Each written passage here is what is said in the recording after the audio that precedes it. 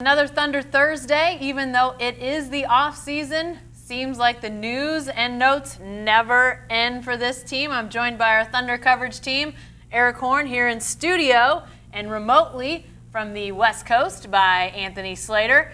Let's get right down to it. Erik, let's start with you. Alex Abrines is coming, joining the Thunder. At least that's what we believe to be the case. He's leaving Barcelona to come and join the Thunder roster. This has been a move that, frankly, our friend Anthony Slater has been asking about for, I don't know, what, 3 years, Anthony? Has it been that long? At least, right, since the draft. Yeah, lots of questions, but Erik, let's start with you. Who is this guy? It's confirmed, by the way. What's that? It's confirmed. He's coming. Okay, all right. We haven't seen an official release from the Thunder, so I assume there's a chance maybe a physical or something goes horribly bad. Yeah. 3 years, a little under 17 mils or a little under 18 millions from what I've heard. Right. Okay. Well, Erik, let's talk about who is this guy and what can reasonably be expected out of him. I mean, 22-year-old guy that came off the bench for FC Barcelona this year. He was one of the best young players in Europe. He received the Rising Star Award for the best under 22 player in the European league he played in. And he's a guy that he's going to provide some shooting. He's going to struggle defensively. I mean, as you'd expect for a guy in his first year in the NBA. He's slight. He's somebody who can be a punch off the bench. And there's going to be a transitional period, you know? I mean, it would be that way for any guy that's going to be experiencing his first NBA action. But, I mean, it's a guy that people have been looking forward to seeing for, I guess, like we said, 3 years since that James Harden deal went down, and he was a second-round pick in the 2013 draft. And it's going to be interesting to see how he meshes into the Thunder and maybe provides them with some more outside shooting that they're going to be missing because they don't have Kevin Durant and Serge Ibaka coming back. Yeah, definitely. So, Anthony, what about the way that this move plays in to potentially trying to keep Russell Westbrook? Obviously, a lot of moving parts that we're looking at here when it comes to, you know, numbers and on-court production and those sorts of things. But how does this play into the Westbrook equation? Well, this to me is a little bit like the Oladipo trade, the Ibaka trade, whatever you want to call it, from a few months ago when people were like, well, how does this play into the Kevin Durant thing? I think it's just Sam Presti saying this is the best move for the future of this organization. Russell Westbrook, if he wants to be part of the future of this organization, should like the move because it's a young guy on a good contract who they think is going to be pretty good. He's a shooter to spread around Westbrook, which they desperately need now, especially after losing Durant and Ibaka. And it allows them to let Dion Waiters go, which I'm sure we're going to talk about in a second. But so it makes sense to keep the flexibility open to potentially extend Westbrook, to make other moves down the road. Do they absorb somebody in a trade? Do they keep more money to attack? You know, the Blake Griffin thing's been floated out there, but just any type of free agents next year. It's just a smart move as this thing moves on to the future. If Russell Westbrook doesn't care about that future and is like, you know, whatever, then, I mean, the path kind of lays itself regardless. So I think this is a move, like I said with the Oladipo one, that if Durant stays, good. If Durant left, fine. I mean, they still wanted Oladipo. They still want to move, just like they're going to want Abrines regardless on this contract. Yeah, and you mentioned Oladipo. We'll get to him in a second because Anthony is working on a story about him for the weekend. We'll get to Waiters in a second as well. But, Erik, you mentioned Abrines coming off the bench. What is it about his name? It's got me all It's tricky. Abrines. I'm not even sure exactly what – I think it's Abrines. I think that's how Presti has said it. Yeah, and I think that's what it is. It's just, as you said, you kind of just want to say Abrines. I'll try to get it right by the time they introduce him officially. But is he a for sure bench guy, or is there a chance he potentially starts? I mean, I can't imagine it right away with the transition.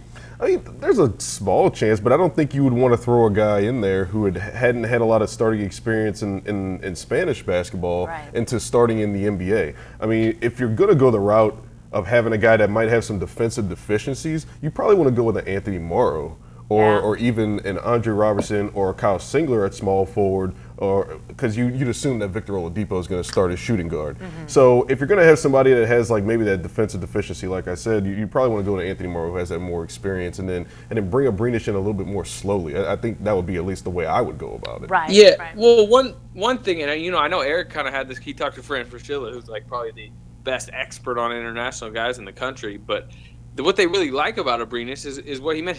He came off the bench for Barcelona. I mean, he's played a role with like adults. He's not coming off of college or the D League.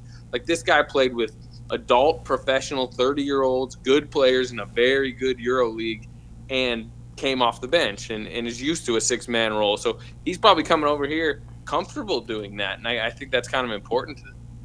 Yeah, and as we kind of are interspersing all these guys in different topics in different ways, but let's talk Dion Waiters for a second, guys. Is it really over, Erik? Is the Dion Waiters era done in Oklahoma City? I mean, it appeared to be over when the Victor Oladipo deal was made, and then it appeared to be even more over when Alex Abrines' deal was made, and then with the Thunder basically rescinding the qualifying offer, it seems to be another nail. Really done. It seems to be done, like well cooked done. I mean, there's still a very small chance that he could come back, but this is creating flexibility for the Thunder in terms of getting that potential cap hold, not potential cap hold, the cap hold off the books once he either signs with another team or they completely give up his rights. And that would have been $12.5 million. That would have been holding up the Thunder's cap. And then it offers the opportunity for them to give Westbrook a raise this year if he does want to sign an extension. That's still up in the air. But it's going to be tough to see Dion Waiters coming back and having to climb that hurdle of Victor Oladipo. There's going to be Andre Robertson playing some shooting guard. There's going to be Anthony Morrow. And now you got Alex Abrines in the fold too. So where are the minutes coming from for Waiters? Where's the money coming from for Waiters, more importantly? He would play if he came back, but is the Thunder going to be able to shell out the money that will be able to get somewhere else, or the amount of years that he'd be willing to get somewhere else too? Yeah. So, I mean, look, from what I heard, like, if Durant came back, Waiters was coming back because, look, they'd be over to the cap. They would have to feel like they wanted to maximize next year's team because it was going to be kind of like potentially a final shot at the title. It was going to be a little bit like this past year and why they matched Canner. But once Durant left, that kind of made Waiters expendable to the point that I think through this whole process, they've kind of had an offer on the table that's, like Erik mentioned, a short-term deal under his market value. And it was like, is he going to take it? And if he's not going to take it, he's going to go elsewhere. And I think they found through this process, and very understandably from Waiters' side, he wants longer years and he wants, probably 12 or more million. And they just can't sink that type of money or years into him. And that's why at this point, by rescinding the qualifying offer, I mean, it's done. He's looking elsewhere. I bet my assumption is he's not even talking to the Thunder at this point. So it's safe to say there's no more and one by our man Dion Waiters. Oh, that's disappointing. No? It is. It's sad, because he grew a ton. I mean, not to get sentimental or serious on it, but like, the Thunder, I thought, did a great job with him. And, I thought if Durant comes back and he's back in that role, like, he was kind of developing into the role I thought he should have in the NBA, which is a six-man, extra playmaker on a winning type team. Like, it seemed like the environment, just the situation was really good for him.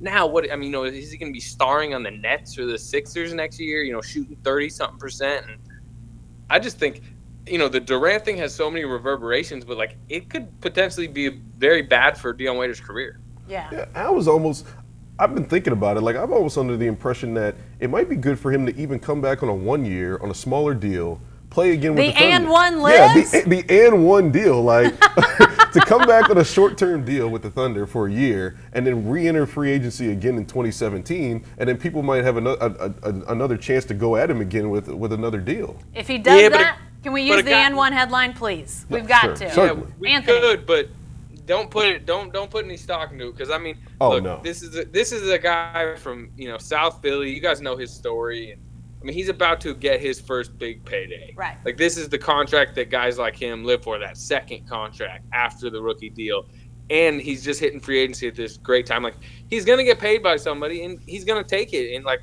nobody could begrudge him for that.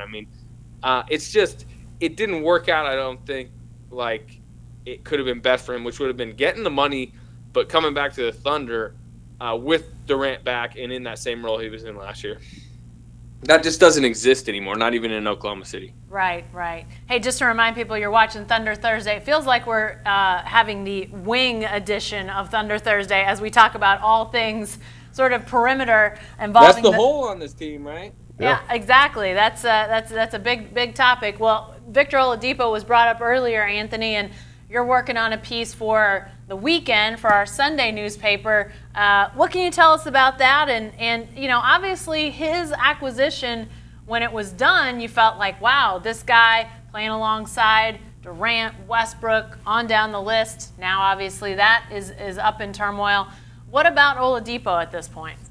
Yeah, it's not like any type of substantial piece, but it's just he's been in Vegas, and I was in Vegas the last couple of days. Talked to Kevin Durant Monday, but talked to Vic yesterday. It would have been 2 days ago. And he, like Greg Popovich is coaching the select team this week, so he's had a lot of time just sitting there soaking up, wisdom from Greg Popovich. I saw them after practice talking for about 30 minutes, and just kind of how good this week potentially is for him, number one. And then number two, it was just interesting to talk to him post-Durant decision, because the first time I talked to him as a member of the Thunder was in Orlando. It was about 2 days before July 4th, and he was talking about he was texting all his friends emojis of a ring, and he was so excited to play with Durant, who was who had been texting him that he was going to love it there. And not to get too deep into that, but I mean, it's an interesting part of this tale of this guy that got traded to what he thought was a championship contender, and that kind of crumbled 2 days later, basically. But also, apparently he's been in contact with Russell Westbrook. They're planning on, hanging out in LA, and also maybe just kind of a look at, what those two could be together, but also Victor Oladipo understanding that, like his partnership with Kevin Durant never happened, there's a chance his partnership with Russell Westbrook never happens. Yeah, definitely. So, Anthony, you referenced the USA basketball experience and all the things that are happening or have been happening in Las Vegas, and obviously Kevin Durant talking extensively with media, not in just the Bay Area for the first time. You were there the other day when he sat down for the first time with reporters. What was your impression of him? What really stood out to you about just what you heard and saw from Durant? He was in a good mood. I think the last few weeks have been kind of tough on him because you guys know him. He's kind of a sentimental, emotional guy at times, and he's very aware of the reaction.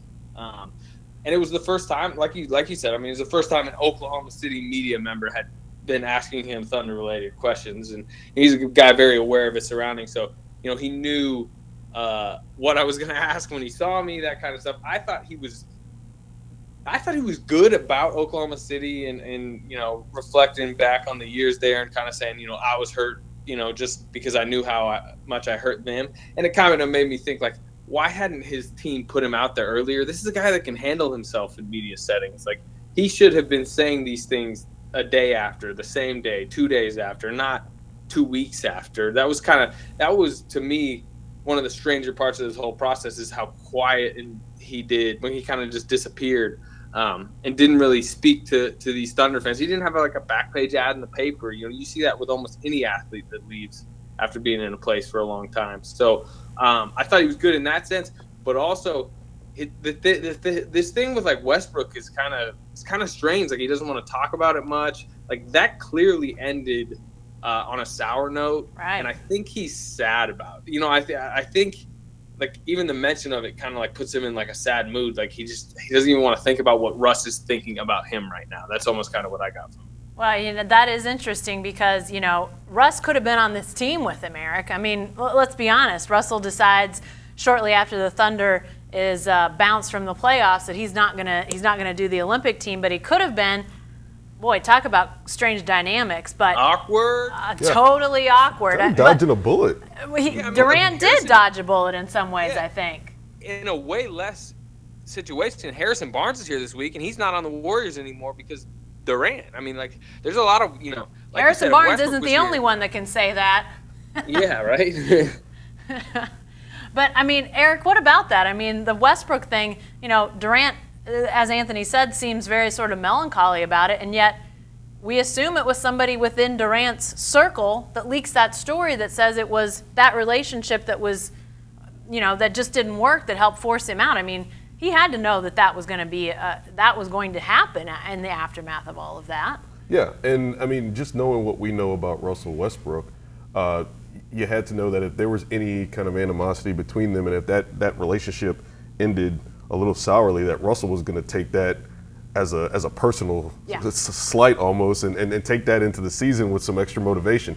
Anthony reported it. I'd heard reports of that Russell is excited about going into this season and kind of trying to, I guess, prove or say that he's going to be a good team without Kevin Durant. Right. And he's going to be prepared to play. I mean, you wouldn't think anything else of Russell Westbrook, but I mean, the whole not being there for the Olympics thing with Westbrook, it is fascinating because that would have been such a fascinating media spectacle for those two to be in the same room. Yeah, absolutely. I got a what if for you guys. What if Russell Westbrook is on this team? What if he was in New York a few days before free agency when Durant was there remember when they were getting unveiled? And Draymond Green was there, and Klay Thompson was there, and Carmelo apparently was like really trying to recruit him to the Knicks. Like, what if Russell's in that setting, and what if Kevin Durant knows if he makes a decision he's going to have to face Russell Westbrook a week later? Does that change the decision? I mean, you'd think no, but knowing Kevin and knowing Russell Westbrook and how he is, like maybe that tilts it. I don't know. Well, it sounds like that Durant was pulled by people, so is it crazy to think he might have been pulled by a guy that he played the last 8 years with? I don't think so, Erik, is it? It's interesting to think that what would Durant's thought process have been if he knew that Russell Westbrook was going to be in Olympic camp? Mm-hmm. Russell Westbrook made that decision that he wasn't going to participate in Olympic camp before Durant made his final decision. Right. So it would have been fascinating. One thing I will say, you mentioned talking to Kevin. He was adamant. He said it. I talked to him a little bit, not on the record, and he's saying, look, I handled this process, this was my decision. I think it's been not necessarily overblown, but I do think other factors were definitely involved, but he just wants to make it clear that he wasn't just a wayward soul that was just like, tell me where to go, everyone, and they just pushed him there. Like, he was involved in this decision. He needed probably a little bit of coaxing, but he wanted to go to the Warriors, I'll say that. Well, and I don't think he would have made that decision had he not wanted to. Mm-hmm. But I think we've all sort of heard tale of, just all the factors that came into this, whether it was the business dealings, better shoe sales, just kind of mixing up. For sure. Sort of reinvigorating his individual brand, I think, by this decision, which when you've got people involved that are agents and business people and family and they're impacted by that decision, I think maybe they see it a little bit different, but I get what you're saying, Anthony, and Erik, if you want to hop in at all. I mean, this is not a decision that he would have let somebody make for him. I mean, that seems crazy, but I think he needed people to tell him it was okay, mm-hmm. and to push him in that direction. But I just want to reject the notion that he always was just wanting to go back to the Thunder, but people forced him to go. Yeah.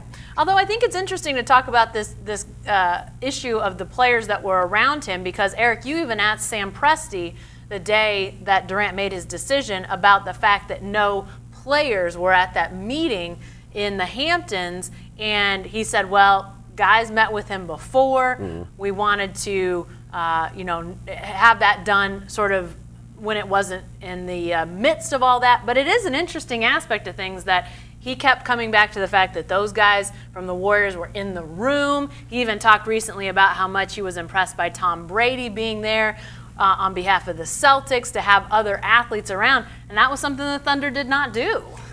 I'd imagine it's something that the Thunder are going to think about going into future negotiations. Yeah. I mean, like Sam Presti has said before, they've been talking to this guy for 8-9 years. There's been constant discourse. So, I mean, whether they felt it was necessary to have those players in the room, I mean, that's up for debate. But it certainly probably wouldn't have hurt them to have some guys in there, I would think. Yeah, definitely so.